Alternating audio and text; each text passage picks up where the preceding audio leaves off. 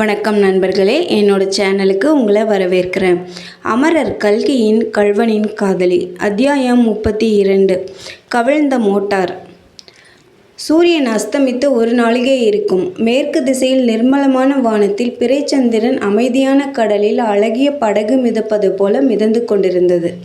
வெள்ளித்தகட்டினால் செய்த நட்சத்திரங்களுக்கு மத்தியில் பதித்த ஒரு ஆபரணம் போல் விளங்கிய அப்பிறைமதி அழகுக்காக ஏற்பட்டது என்றே தோன்றும்படி அதன் வெளிச்சம் அவ்வளவு சொற்பமாயிருந்தது.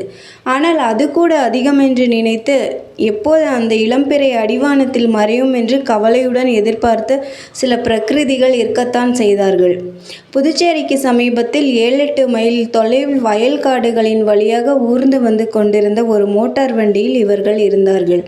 அந்த வண்டி சிவப்பு சாயம் பூசப்பட்ட வண்டி. அதற்கு நம்பர் பிளேட் கிடையாது. அதனுடைய முன் விளக்குகள் மங்கலாக எரிந்தன. வண்டி கிளம்பி அரை மணி நேரம் ஆகியிருந்தும் இதுகாரும் ஒரு தடவை கூட டிரைவர் அந்த ஹார்னை உபயோகப்படுத்தவில்லை. வண்டியில் இருந்த 4 பேரில் முத்தையனும் ஒருவன். அவன் கையில் ஒரு குழல் துப்பாக்கி இருந்தது. அவன் அதை தயாராய் கையில் பிடித்து கொண்டு வண்டிக்கு பின்புறமே பார்த்து கொண்டு வந்தான். பின்னால் போலீஸ் வண்டி தொடர்ந்து வந்தால் அதை நோக்கி சுட வேண்டும் என்பது அவனுக்கு உத்தரவு. விதி என்றும் தலையெழுத்து என்றும் பூர்வ ஜென்ம கர்மம் என்றும் சொல்கிறார்களே, அதிலெல்லாம் ஏதோ உண்மை இருக்கத்தான் வேண்டும். இல்லாது போனால் கல்யாணியை பார்த்த பிறகு, அவளுடைய அழியாத காதலை அறிந்த பிறகு முத்தையன் இந்த காரியத்தில் ஈடுபட ஏன் புத்தி தோன்றுகிறது? பிறைச்சந்திரன் மறையும் தருணத்தில் இதுகாரும் காடுமேடுகளில் வந்து கொண்டிருந்த அந்த மோட்டார் நல்ல சாலையை அடைந்தது. அந்த இடத்தில் அச்சாலை பெரிய ஏரியின் கரை மீது அமைந்திருந்தது. ஏரியில் ஜலம் நிறைந்து அலைமோதிக்கொண்டு காணப்பட்டது. சுமார் அரை மைல் தூரம் சாலை இப்படி ஏரிக்கரையோடு போய் அப்பால் வேறு பக்கம் திரும்பிச் சென்றது. மோட்டார் அச்சாலையில் ஏறியதும் டிரைவர் வண்டியின் ஆக்சிலரேட்டரை காலால் ஒரு மிதி மிதித்தான். வண்டி பீத்து கொண்டு கிளம்பிற்று. இனி அபாயமில்லை என்று எண்ணி வண்டியில் இருந்தவர்கள் பெருமூச்சு விட்டார்கள். முத்தையன் கூட ரிவால்வரின் பிடியை சிறிது தளர்த்தினான். திடீரென்று ஹால்ட் என்ற ஒரு சத்தம் கேட்டது. பல போலீஸ் விளக்குகளின் வெளிச்சம் பளிரென்று மோட்டாரின் மேல் விழுந்தது. சாலை ஏரிக்கரையிலிருந்து திரும்பும் இடத்தில் 20-30 போலீஸ்காரர்கள் எழுந்து நின்றார்கள். அதே சமயம் பின்னால் இருந்த ஒரு மோட்டார் அதிவேகமாக வரும் சப்தம் கேட்டது. வண்டிக்குள் நிறுத்தாதே விடு என்ற ஒரு உத்தரவு பிறந்தது. டிரைவர் ஆக்சிலரேட்டரை இன்னும் ஒரு அழுத்தினான். வண்டி பாய்ந்து சென்றது. ஷூட் என்ற பெருங்குரல் அப்போது கிளம்பிற்று. அநேக துப்பாக்கிகளிலிருந்து ஏக காலத்தில் குண்டுகள் கிளம்பின. முத்தையன் சுட்டான். ஆனால் ஒரு தடவை அவன் விசையை விட்டு இன்னொரு தடவை இழுப்பதற்குள்ளேயே எங்கேயோ அதல பாதாளத்தில் தான் விழுந்து கொண்டிருப்பதை உணர்ந்தான். போலீஸ்காரர்களுடைய குண்டுகளில் ஒன்று மோட்டாரின் டயரில் பட்டு டயர் கிழிந்து வண்டி ஒரு திரும்பி ஏரியை நோக்கி சென்றது. இது ஒரு வினாடி. அடுத்த வினாடி வண்டி தண்ணீரில் தலைகீழாய் விழுந்து முழுகியே போயிற்று. முத்தையன் ஒரு கணம் திக்குமுக்காடினான். அடுத்த கணத்தில் நிலையை இன்னதென்று ஒருவாறு உணர்ந்தான். மோட்டாருடன் தண்ணீரில் மூழ்கியிருக்கிறோம் என்பது அவனுக்கு ஞாபகம் வந்தது.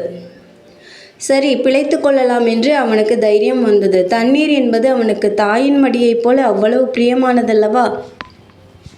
காலாலும் கையாலும் துளாவி மோட்டாரின் கதவை திறந்து கொண்டு வெளியே வந்தான். மெதுவாக தலையை சிறிதளவு தண்ணீர் மேல் உயர்த்தினான். அநேக போலீஸ்காரர்கள் கையில் விளக்குடன் துப்பாக்கிகளுடனும் சாலையில் ஏரிக்கரையில் ஓடி வருவது தெரிந்தது.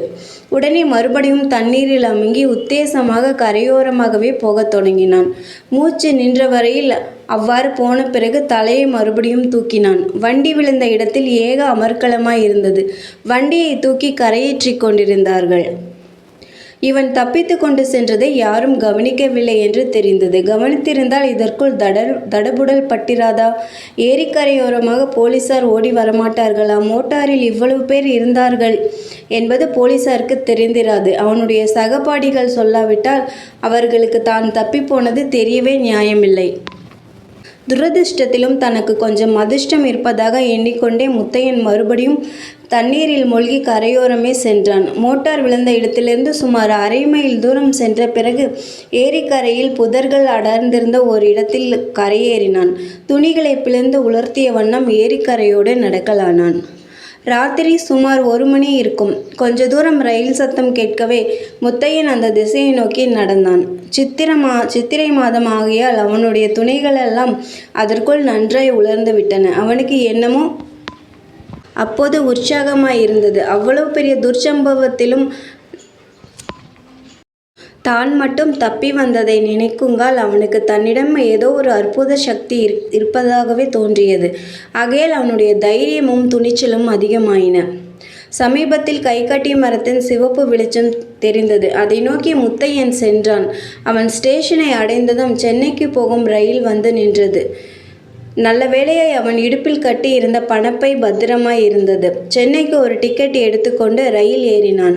அவன் ஏறிய வண்டியில் ஒரே கூட்டம். அத்துடன் பாட்டும் கூத்தும் பிரமாதப்பட்டன. அவ்வண்டியில் இருந்தவர்களுடைய நடை, உடை, பாவனைகள் எல்லாமே சிறிது விசித்திரமாயிருந்தன.